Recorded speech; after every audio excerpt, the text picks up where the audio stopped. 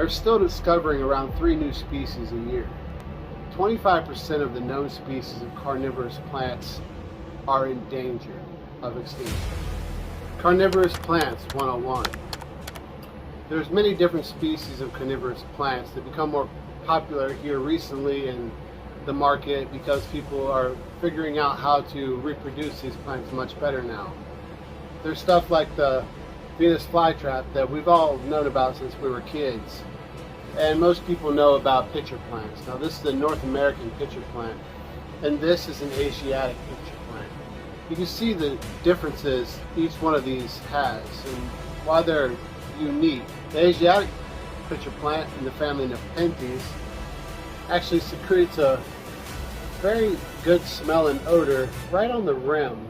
Kind of looks like lips. It attracts insects, and then the insect gets drunk or intoxicated by the secretion that this plant has. It gets so drunk that it falls into the pitcher, and digestive enzymes that are produced from the plant down in the pitcher start to break down and dissolve and consume whatever prey it is.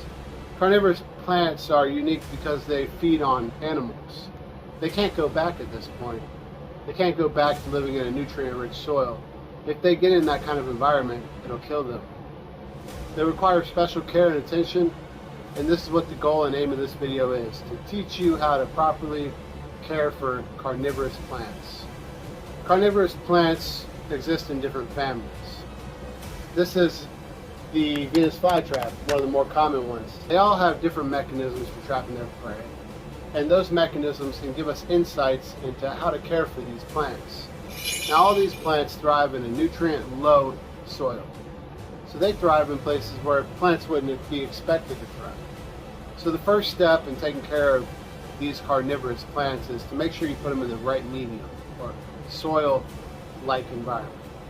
A lot of people use things like peat moss because there's low nutrients that are available.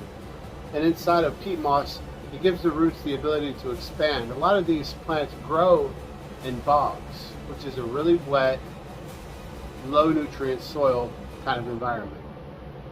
To feed these plants, they still photosynthesize. They usually like full sun.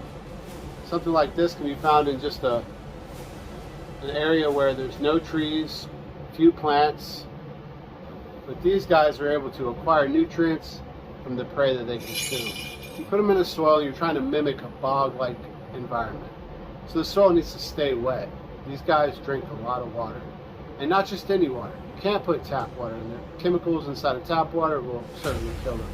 And well water will do the same thing. They are not able to expel the calcium that is inside of well water. So you really need distilled or rainwater or even reverse osmosis water in order to ensure these plants don't die. As you can see right now, there's a fly drinking the nectar secreted from that beautiful green trumpet plant. But these pitcher plants are some of the largest pitcher plants, with the pitchers extending 15 to 20 inches off the ground level. And Charles Darwin published a book in 1875 called Carnivorous Plants, giving people the first insights into this uniquely adapted lifestyle that these plants have. There's actually another smaller fly right here on the rim of this one. Now pitcher plants have evolved uniquely 12 different times in 5 different orders and families of plants. So that means that the adaptation is not unique. 5 different families means that plants that weren't carnivorous at one time all developed the ability to become carnivorous through different environmental factors that force these plants into adapting into new techniques to be able to survive. Because all life wants to survive.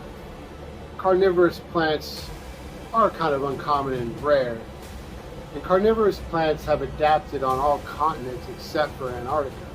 In each of those situations, the carnivorous plants are a little different and require slightly different environmental conditions for you to raise them. It's important that you look into the individual species that you plan on raising and find out what its specific requirements are to be more successful that way. And this is a really cool plant. not in the carnivorous plant family. But since I had it to share, I figured I'd show it to you. This plant here is a very close relative to the largest flower in the world, known as the titanium arnhem. And that flower can get like 12 foot tall, maybe even more, I'm not sure. It's a real stinky plant, and it also attracts insects. It's called the corpse flower. It actually attracts insects for the sake of pollination. And this is actually called the voodoo lily, and it's still a massive lily also. But titanium arnhem is a lot harder to get your hands on. But this will produce a flower that you don't want to let bloom in your house. It smells awful. You might have to put on the back 40 of the property. But it also attracts insects as well. Now, I'm not going to tell you every specific detail about every family of carnivorous plants. If you're really interested, I recommend maybe buying Charles Darwin's book, Carnivorous Plants. If you like this little insight into the world of carnivorous plants, you should hit the like button and subscribe to this channel. And we'll see you next time right here in the great outdoors. I'm your host, Alex. Peace.